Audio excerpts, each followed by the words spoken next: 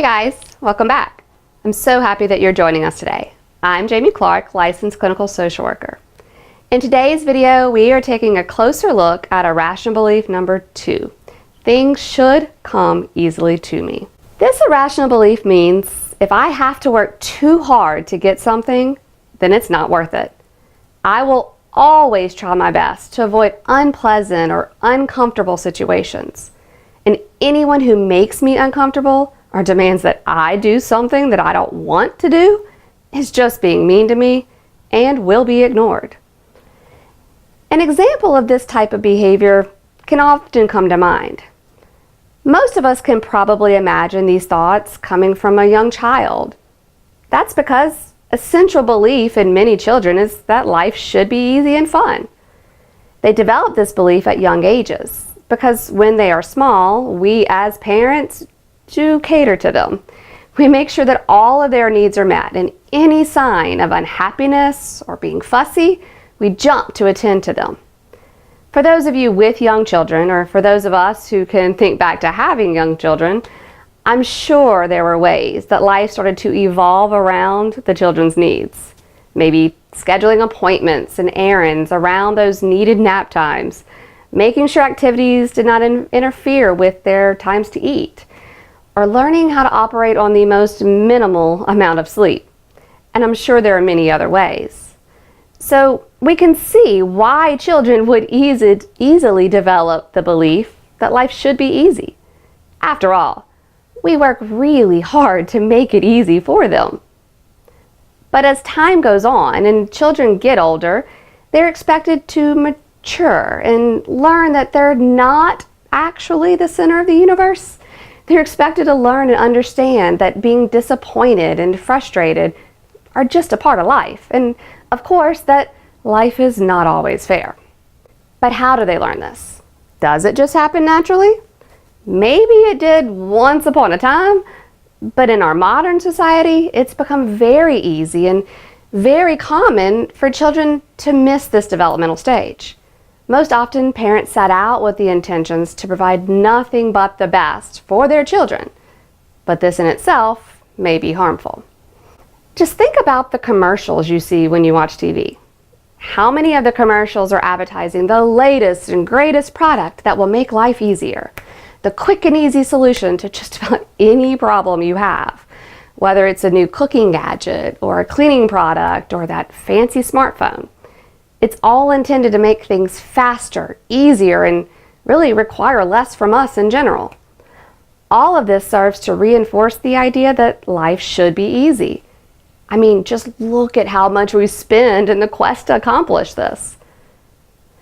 And how about the terms that we hear today, such as the helicopter parent or the lawnmower parent?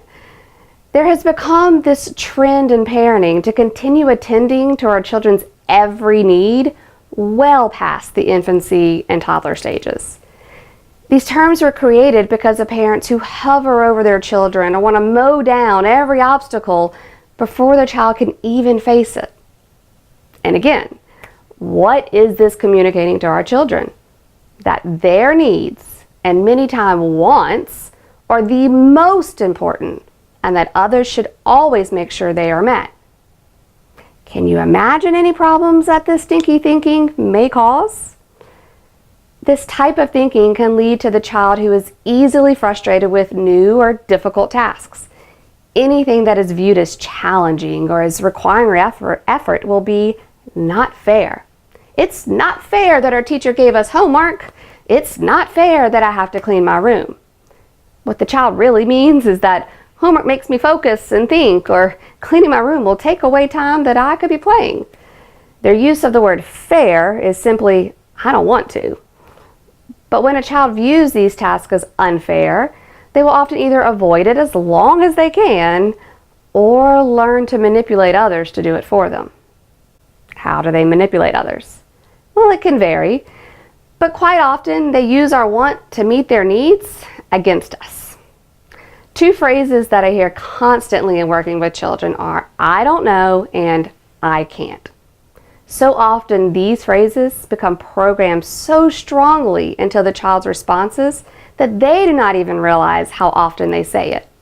I've had children that I can ask them any question, and the first response will be, I don't know. Timmy, what did you do today? I don't know. Went to school.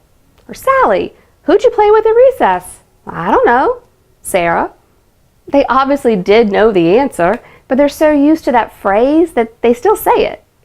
Both phrases, I don't know and I can't, are used to avoid a question or situation or to get someone to do it for them.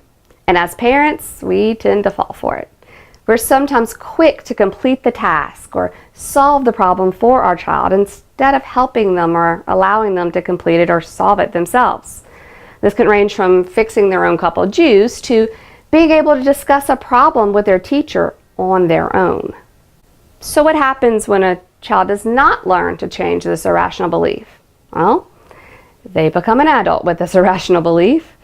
This may be the adult who cannot seem to stick to one job for very long. They may jump from employer to employer and state it's because the boss was being unfair, or the employer did not know how to treat their employees, or the new job is a better fit for them. They again want to avoid the unpleasant or difficult situations, so they'd rather leave the job than deal with the situation. This may also be the adult who remains dependent on others in their lives. They tend to gravitate to relationships in which someone is willing to help them complete basic tasks or make even simple decisions for them. They depend so much on others because they don't know how to do things by themselves, or they can't make decisions on their own. Sound familiar? Sometimes in the want to avoid all things that are uncomfortable or unpleasant, they may turn to things such as alcohol or drugs to help them avoid or escape. They seem to rather feel nothing at all than to have to deal with the disappointments and frustrations that come with life. So, how do we change this belief? What can we use to change this stinky thinking? This is again when we look to the 10 life rules. One of our coping skills 10 life rules states, I shall refuse to allow my fears to determine how I live my life. In relation to this irrational belief, all this really means is I'm not going to allow the fears of dealing with things that are uncomfortable or unpleasant stop me from at least trying. This type of fear is only there as a means to justify our unwillingness to do the things that we know we should do. Our children know that they should do their homework or they should clean their rooms, and we know that we should confront our own problems and we should make our own decisions. Throughout this topic, we've used this word fair a lot. Using our good thinking, let's look at what fair really means. When we say that isn't fair or life isn't fair, what are we really saying? As we mentioned, sometimes it may mean I don't want to. Other times it may be said to express when something was seen as not being equal or even in some way. But does fair really mean equal? Fair means to be just or unbiased or balanced, but it doesn't always mean equal. So the next time we hear our kids, or maybe in ourselves, saying that something's not fair, we need to ask, what is not fair about it? Is it not fair because we don't want to do it? Is it not fair because it isn't equal? If we find that one of these is the reason, then we know that this belief is irrational, and we need to use our good thinking to challenge it. I really hope that you enjoyed the video today, and that you've learned more about irrational belief number 2. If you found the video interesting, then go ahead and like it. Make sure you subscribe to the channel so that you can be notified as the new videos are added in the series.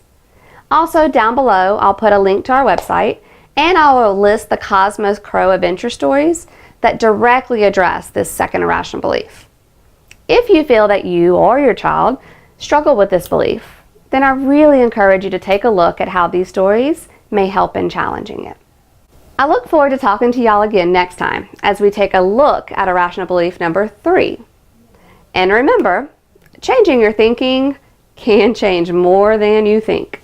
Think about it, and we will see you next time.